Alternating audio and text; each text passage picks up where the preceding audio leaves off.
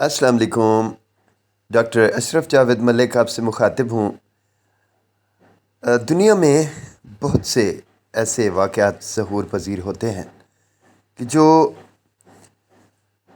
वक्त के साथ साथ वक्त की गर्द का हिस्सा बन जाते हैं, लेकिन मोहब्बत एक ऐसा जज्बा है जो हमेशा अमर रहता है और कभी ख़त्म नहीं होता। अमरता प्रीतम की मोहब्बत भी कुछ ऐसे ही अमरूज़ के साथ थी। अमरूज़ आज दुनिया से चले गए हैं।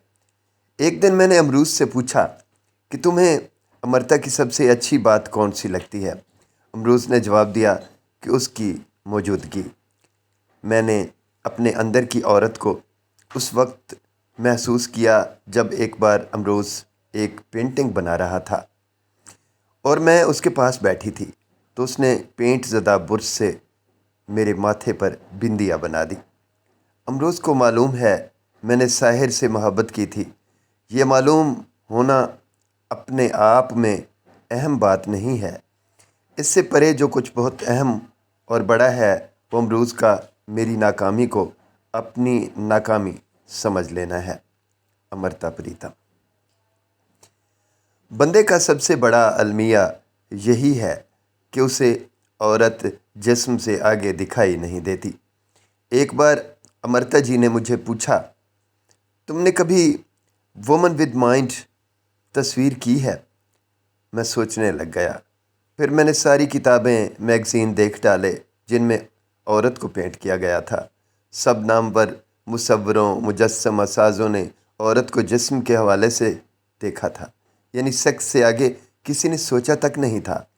अगर किसी ने औरत के जिस्म को नज़रअंदाज करके सोचा होता तो शायद आज नस्ल इंसान कुछ और होती।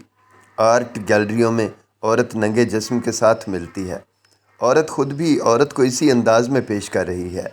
अमरता ने दूसरा सवाल किया, आदमी का औरत के साथ ताल्लुक़ अच्छा या पायदार क्यों नहीं हो रहा?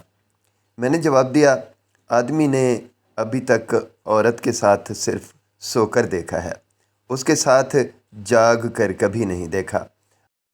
अगर देखा होता तो मर्द अपनी ज़िंदगी हत्ता कि अपनी नस्ल सब कुछ बदल चुका होता।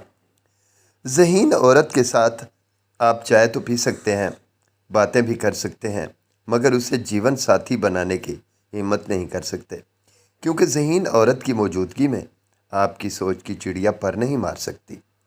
मैंने अपने से कई गुना ज़हीन औरत के साथ रहना शुरू किया और फिर उसकी सोहबत में खुद भी मैच्योर हो गया। अमरता के अमरूज़ का एक इंटरव्यू। जनाब, आपको मैंने ये इंटरव्यू के इक़्तिबासात पढ़कर सुनाए।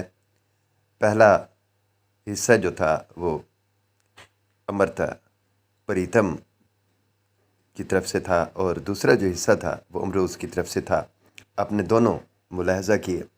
आप ख़ुद अंदाज़ा लगा सकते हैं कि जो पढ़े लिखे दानिश्वर होते हैं, फ़िलासफ़र होते हैं और मोहब्बत करने वाले जो लोग होते हैं, उनकी सोच का ज़ाविया नज़र कैसा होता है और वो किस अंदाज से दुनिया को देखा करते हैं।